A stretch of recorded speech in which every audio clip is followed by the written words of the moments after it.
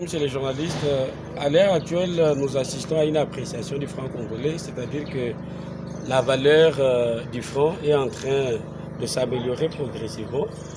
On ne doit pas oublier que ceci est le résultat de la première stratégie qui a été mise en place par la Banque centrale du Congo, notamment l'utilisation de réserves de change, les 50 millions qui ont été injectés et qui ont permis à la Banque centrale de stabiliser notre monnaie. Mais je dois préciser que cette mesure a des effets de court terme. C'est pourquoi aujourd'hui la population est en train de se poser des questions. Pourquoi les taux baissent si rapidement, mais on sent que les prix n'ont pas changé. Ce qui est tout à fait normal parce que les marchandises aujourd'hui qui sont sur le marché ont été achetées à un taux X. Par exemple, un taux de 2850, de 2900. Lorsqu'il y a la baisse du taux d'échange, on doit d'abord assister à une rigidité de prix. On ne peut pas automatiquement assister à une baisse de prix parce que les marchandises ont été achetées à un autre taux. Alors, il faut attendre avec le temps pour que l'on assiste à une baisse de prix. Entre-temps, la Banque centrale ne doit pas se limiter à la simple utilisation des réserves de change. Elle doit plutôt penser à des politiques visant la diversification de l'économie nationale et donc la relance de la production nationale afin de faire entrer autant de devises dans notre pays pour qu'à travers la loi de l'offre et la demande de devises, que la monnaie puisse davantage se stabiliser.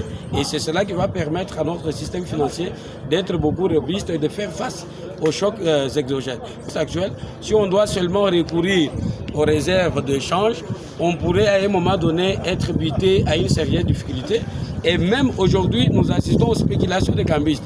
Ils sont en train de baisser davantage le taux de change lorsqu'il s'agit de changer les dollars en francs et ils utilisent les mêmes dollars pour aller les changer auprès de la Banque centrale pour avoir des marges bénéficiaires beaucoup plus importantes. Et entre-temps, les détenteurs de capitaux en dollars ont sensiblement perdu de l'argent.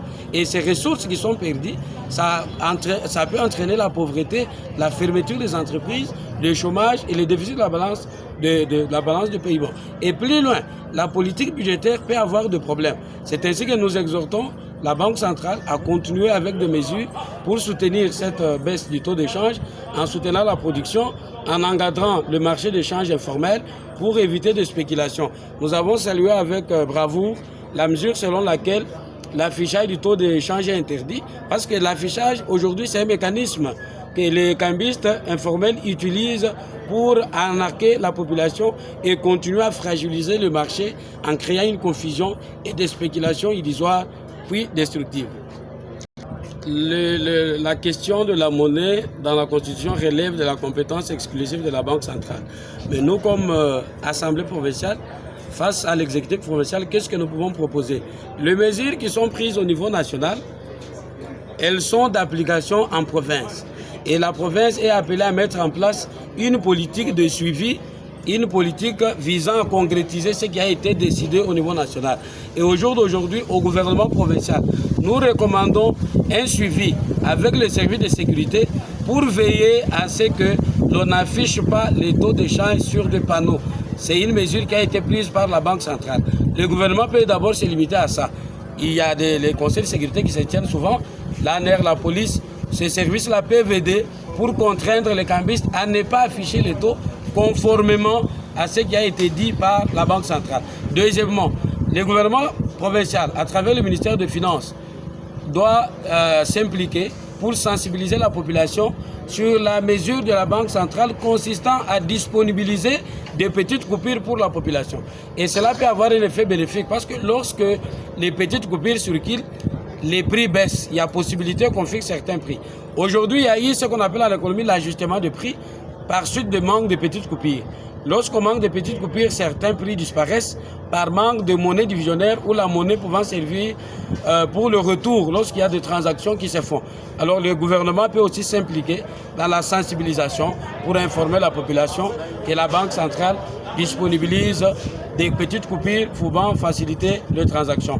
Enfin, le gouvernement doit aussi sensibiliser la population contre la désinformation, selon laquelle la Banque centrale aurait fait un communiqué selon lequel tout celui qui détient le dollar sera arrêté. Cela c'est faux. Il faut démentir cela parce que nous avons tout un décret du Premier ministre sur la dollarisation de l'économie congolaise. Le dollar circule au Congo au même titre que le franc. Alors ce qu'il faut demander à la population, c'est que pour le moment, pour ne pas donner, prêter le flanc à l'adversaire en détruisant davantage la valeur de notre monnaie, nous devons, si vous avez les dollars, gardez le dollar, vous avez les francs, gardez les francs. Pendant cette période, nous devons diminuer les opérations d'échange de monnaie qui ouvrent de grandes portes à la spéculation et à la perte de valeur de notre monnaie. Parce que si nous nous débarrassons de tous les dollars, notre économie étant extravertie, lorsqu'on voudra passer de commandes pour importer des biens, comme notre économie importe presque tout, il y aura la rareté des devises et le taux d'échange qui a baissé hier va automatiquement augmenter.